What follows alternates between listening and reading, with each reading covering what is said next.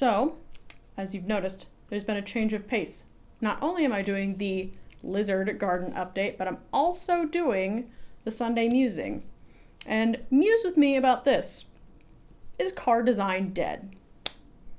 Now you're probably like, what does that mean? There's plenty of cars that are designed and are out on the roads. That's true. But what I mean by that is, are car designs that are coming out of the United States too homogenous? Now, it's something that I've thought about quite a bit, actually, especially since I saw a tweet about it not too long ago, but definitely before the whole, So I started thinking about it, and I was like,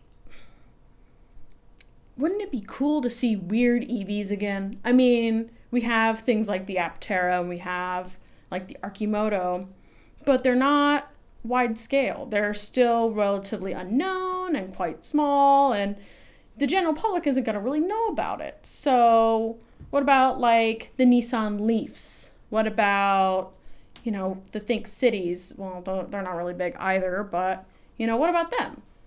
Well, I think something that's really important to remember is that people like homogeny. Now you're probably like, well, this is the United States. A lot of people like things that are different and such.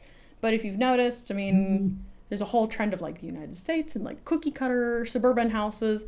I think there is definitely something there about, we want something that's different, but not dangerous. We want something that's unique, but not too weird.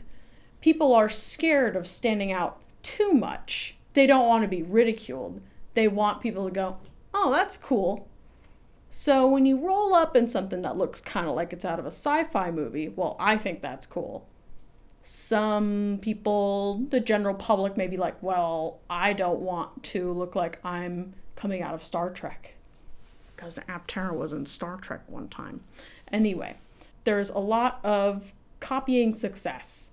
When you see a blueprint that works as a company, you're like, well, why don't we do that? You'll see this with like the knockoff Disney movies where it's like, there's Brave, but then there's knockoff Brave, or there's like Finding Nemo, and then there's like Looking for Nemo, stuff like that.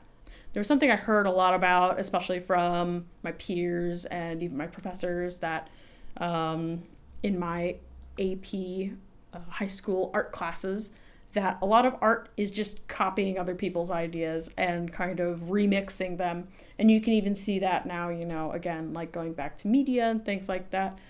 You can see with Disney, they'll just take old ideas, recycle them. They'll do it over and over again. You can even see that with their own movies. They've been recycling them and turning them into their live action movies. I say that with quotation marks because they're successful. They know these movies were successful, so why don't we just copy that idea, literally scraping their own ideas and then putting them into like a new product because it was successful. They're just copying the blueprint.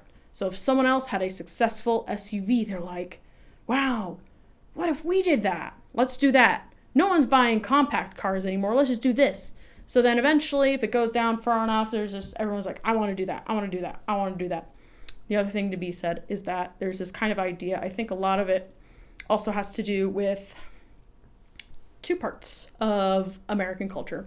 So infrastructure, which I guess you could call culture, infrastructure, and kind of preconceived ideas, or like things we kind of, propaganda. That's a good way to say it, propaganda.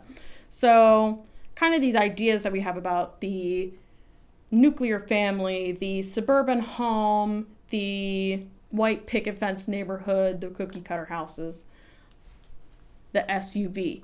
You can cram your kids in. You can put the dog in. You can take the kids to soccer practice. People like to have, it's that again.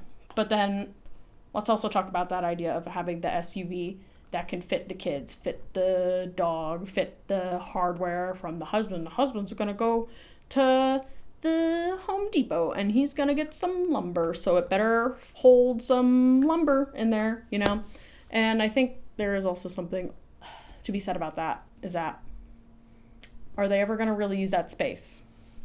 Is that space ever going to be utilized with a smaller family that probably doesn't need a vehicle that big? It gets tricky when you are not given that many options, when you have a lot of SUVs and things like that, because there's a lot of companies that are kind of shrinking their array of compact cars. So all you have left is SUVs, or the fact that other people are buying SUVs. I want to have a vehicle that fits the kids, the dog. I don't know what my future's going to hold, so I better get something that can fit, my husband's lumber and tools. Or maybe we're going to go camping. Maybe we're going to go on a road trip. That's the other thing I wanted to talk about. Infrastructure. So, as some of you may know, the United States highway system was made so that we could take military equipment, take troops up and down the coasts, across the country, really fast. That is why they're there. It is because of the military. It is beneficial to people, obviously. It is something that we all use, but that is its purpose.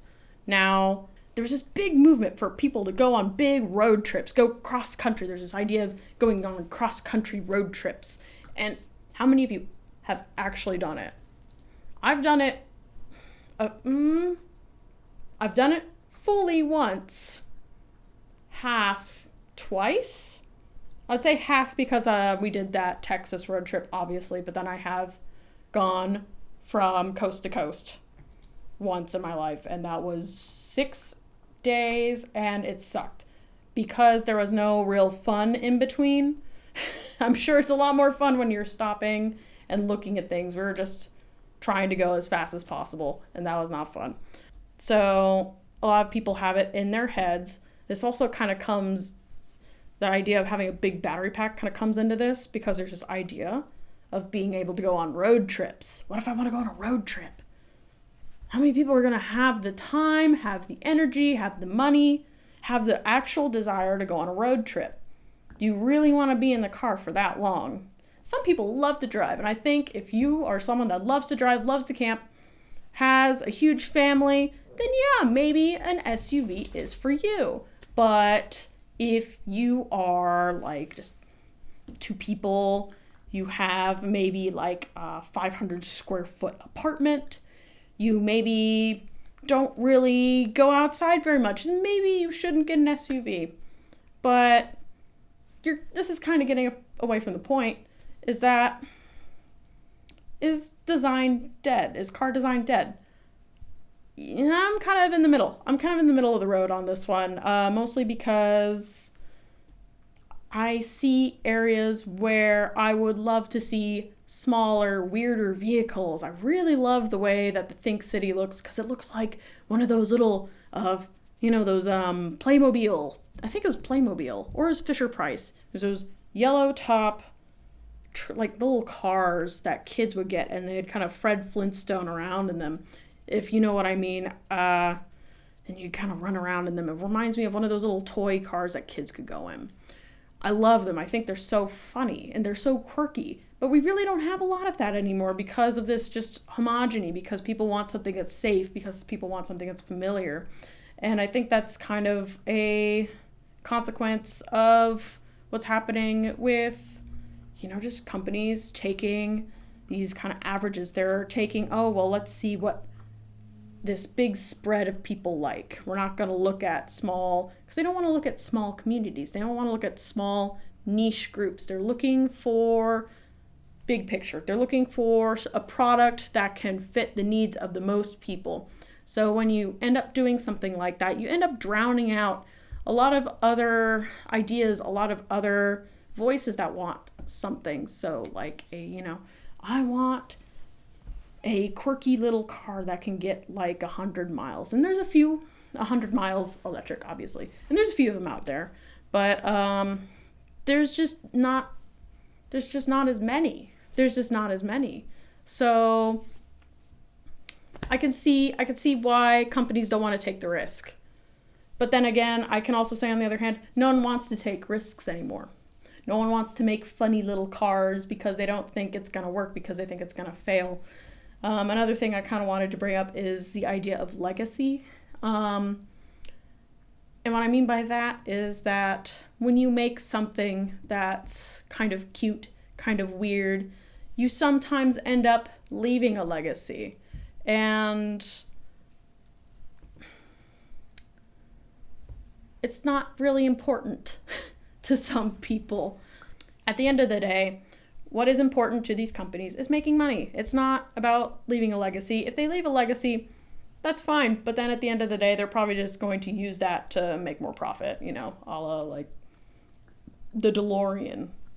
So, or again, like the Disney movies where they're just kind of scraping their own content and then just regurgitating it for you because we know you like it. We're not going to give you anything new. We'll just regurgitate the same thing over and over because we know you like it, because that's what's going to make us money. So at the end of the day, it's what I always say to everyone. I swear every time I talk to my team about anything that just sucks, like, oh, this is so boring. Oh, why aren't things like this? It's because at the end of the day, it's about money. And it sucks, and I wish things were different, and I wish that we could take more risks. Before I end the video, there is one more thing I really wanted to talk about. I'll just plug it in really quick at the end. There is actually a few very interesting little communities in the United States that they don't solely rely on them, but they do heavily rely on them, and them being golf carts. There are a lot of communities, well, like 5, but one of the ones I'm thinking of is Peachtree, Georgia, and they actually have it where they have built the community around the idea of being able to get around the town in a golf cart. You can get pretty much anywhere. There are like 600 or so spots just for golf carts at their high school. So it's awesome to see what you can do with a town that is built around small mobility. I guess you could say micro mobility, but it's they're golf carts. So I think something like this is totally doable. I think it'll be a lot more tricky for larger cities, but I think it's something we should consider for the future, especially for future developments, like considering urban expansion, considering that cities are always going to be getting bigger. So that is it for today. Thank you so much for watching. Let me know what you think down in the comments below. Should we have more weird cars? Should we have, you know, just same old, same old? Again, let me know what you think. And also don't forget to like, comment, and subscribe. And don't forget to hit the bell for notifications. If you would like to support us, we have Ko-fi, Bitcoin, Patreon, of course. And if you would like to buy a shirt from our swag store, I made them. I would be honored if you would wear them. That'd be so cool. And while we're at it, you know, speaking of Patreon, let's get to our lovely Patreons. Scrolling on my right is the list of amazing charged up supporters, and shout outs go to our self-driving tier supporters. Mike Wada, Tony Moss, Linda Irish, Sean Tucker, Patrick Boyarski, Paul Nelson, Chris Maxwell, Brian Newton, Michael Goad, Bennett Elder, Andrew Martin, Pedro Moria Pinejo, Brophy Wolf, Chris and Michael Johnson, Tesla and the Gong, Dan Blair, Peter Dillinger, Gordon C., Stephen O'Donohue, Kyle Hodgson, Anthony Coates, Raging Fellows, Denny Hyde, Chris Centaur, and Jim Burness. Finally, out of this world, thanks to our Starman supporters, Robert Flannery, CPU Freak 101, Andrew Glenn, Anonymous Freak, JP Fagerback, Joe Bresney, John Lyons, Rory Litwin, Kevin Burrowbridge, Dave Kitchen, Erin Hahn, Laura Reynolds, Marcel Ward, Matthew Drobnak, Paul Conway, Reggie Watts, Will Graylin, and Ian. Thank you so much again for watching, and keep evolving.